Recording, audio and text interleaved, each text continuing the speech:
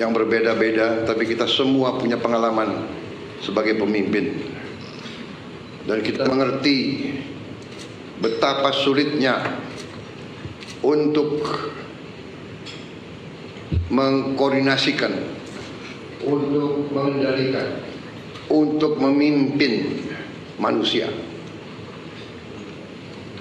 Manusia dengan segala keyakinan masing-masing, segala pengalaman, segala pendapat harus kita jadikan satu tim.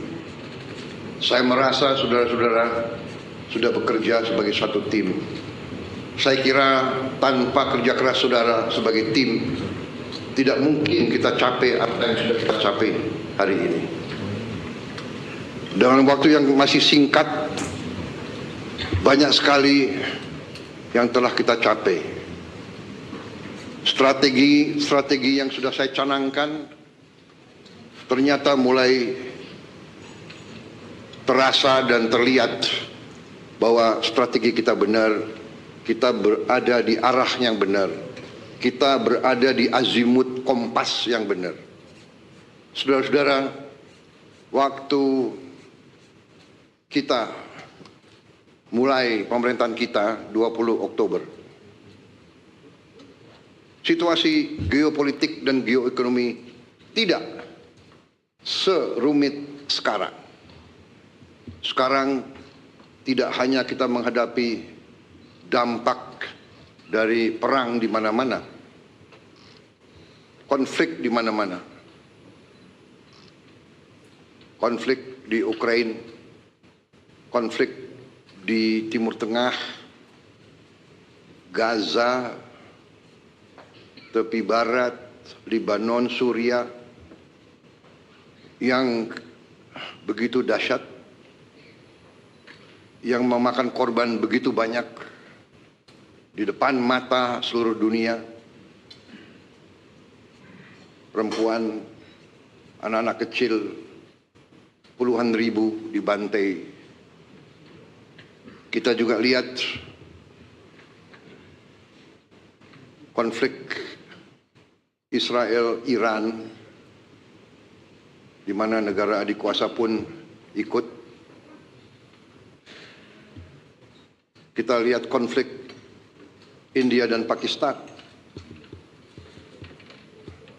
Kita lihat di kawasan kita sendiri, konflik Myanmar jalan terus dan tidak kelihatan arah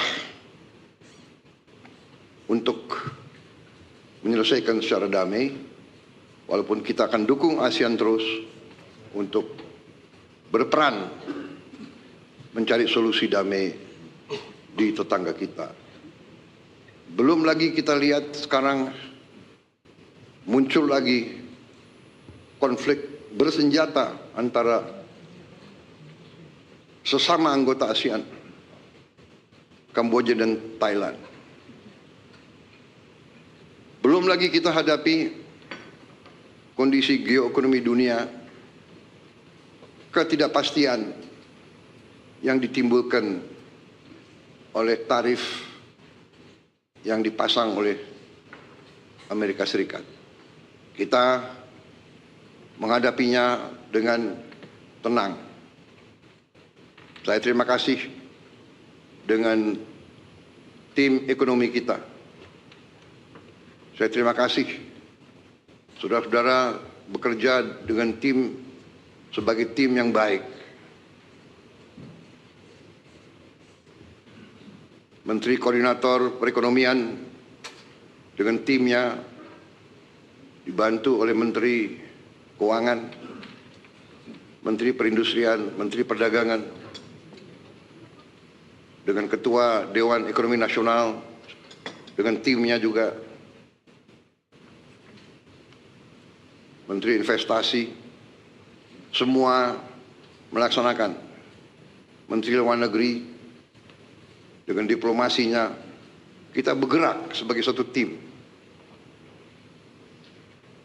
Kita negosiasi, kita berunding, kita tidak emosional, kita tidak terpancing.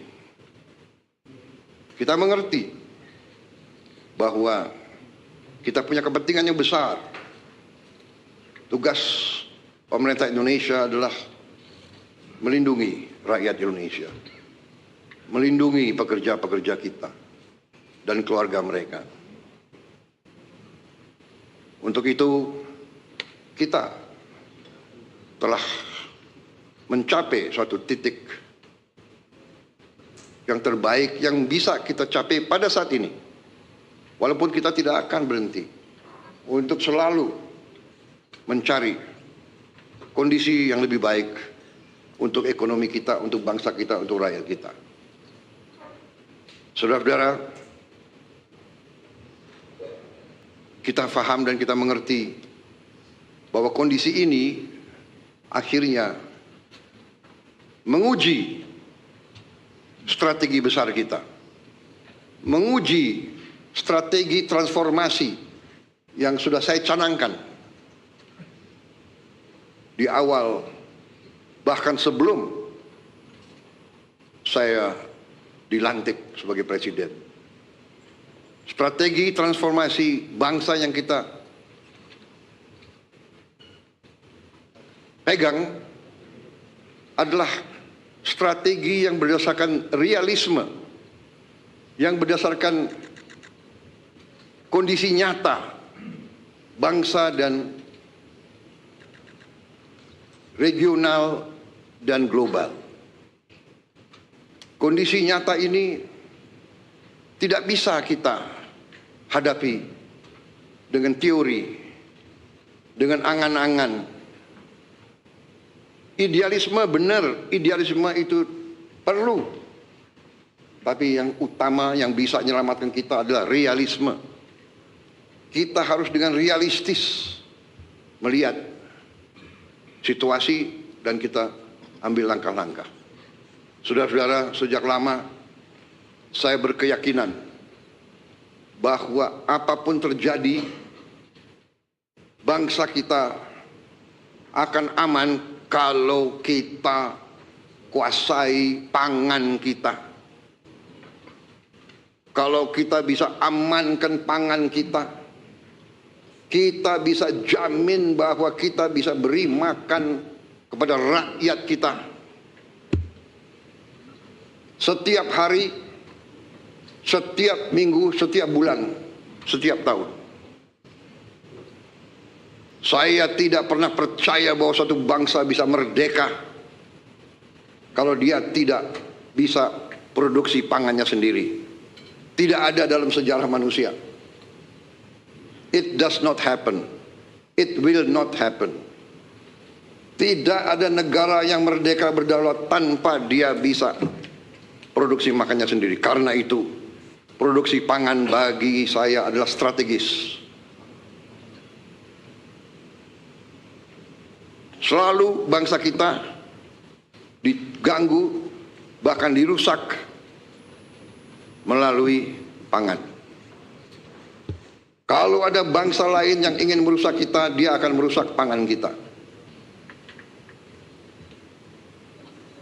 Alhamdulillah, dengan langkah-langkah yang cepat dan terus terang saja, dengan transisi yang baik antara Presiden Joko Widodo dan saya, kita bisa dalam posisi sekarang, produksi pangan kita bisa saya sampaikan berada dalam kondisi yang aman dan kuat. Terima kasih kepada semua pihak yang mencapai ini. Ini juga hasil kerjasama, hasil teamwork. Menteri Pertanian dibantu oleh menteri-menteri lain, didorong oleh Menteri Keuangan, dibantu oleh TNI dan polisi, juga kejaksaan. Karena dalam ekonomi kita menghadapi pemain-pemain yang punya agenda lain daripada kita. Pemain-pemain di ekonomi ini ada yang niatnya hanya cari keuntungan sebesar-besarnya, tidak peduli rakyat kondisinya kayak apa, Bila perlu, rakyat dimiskinkan terus agar mereka bisa mengisap kekayaan kita, bagikan mengisap darah. Ada. Ini namanya realisme. Kita bukan anak kecil.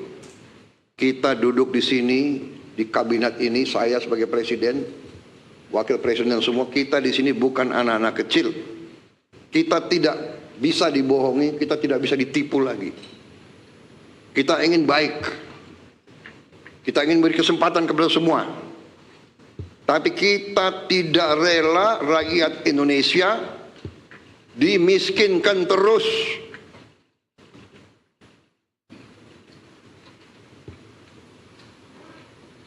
Saudara-saudara, alhamdulillah arah kita di bidang pangan cukup berhasil. Cadangan yang ada di pemerintah sekarang terbesar sepanjang sejarah.